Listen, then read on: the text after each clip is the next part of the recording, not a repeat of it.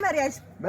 Ndipei mari baba. Ndinofanira kutenga suti yoyo. Munisitime kutenga zvinhu zvinodhura kana munisina kanombona. Ndipei mari yesuti. Inini kana zvinetsa muchato wacho ngatirege Majidi. Ndinokutaurira. Suti yakachipa Majidi. Imi munisitime kutenga zvinhu zvinodhura. Apana mari baba. Already muchato ndiye 1 day muri taura kuti muri muchato ndiye 1 day but handisi kuzopfeka 1 day.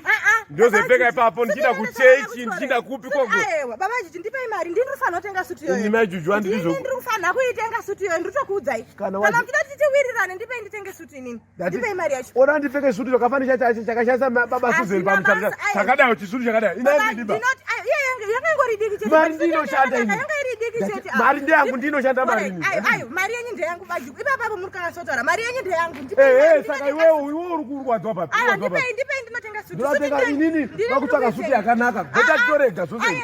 Majidi. Kana mutati wiri Majidi murodi. Aiwa mune umwe mukadzi akachata naye. Majidi tiri murodi. Majidi shuka. Majidi ndokurova. Chete wewe.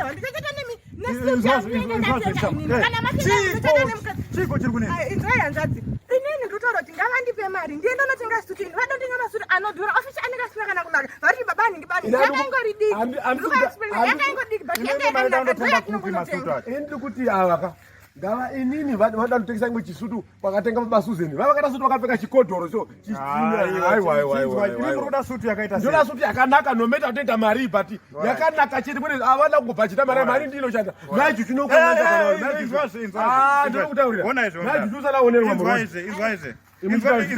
Taura mindi. Muruda suti yakadai here. Muda suti yakadai. Exactly. Ndini ndinofanira kutenga inini. Tarira, Ani maona hii. Koi. Tenda futi. Koi. Tenda futi. Hii haupa. Ngomira tene Majidi. Inoita futi. Saka muchada hivi panesa. Tokozaka 1 hedu baba. Right. Imagine inonzi Sparky with Enterprises. Sparky with Enterprises. And Sheila's Fashion. And Sheila's Fashion. Pano pachitongezwa pamakona apa. Anodhirivhara kana mangoti izvozvo vanotosvika nayo pano. Suti yacho. Mutengo wacho vambaunzwa. Baba nepiko baba emu.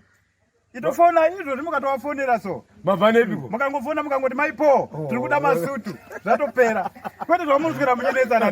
Ndo suti. Ndo masuti toda kuti kana Sparky with Enterprises. Suti ino amusikana kuti inodhiserva here baba Juju. Kwete anene vana amai mobva mavatengerawo bhutsu iyi haufai. Yakanaka. Unoziva mana akakata suti nyangu chidhoma uro kune chidhoma nyangu mheni chaya uro nyangu kaenda pasi muti. Ndokuvumidza murume wangu inoita iyi. Yakanaka. Torai ningirire nditofonere. Munogara panhamba anini? Togara pa T1 station.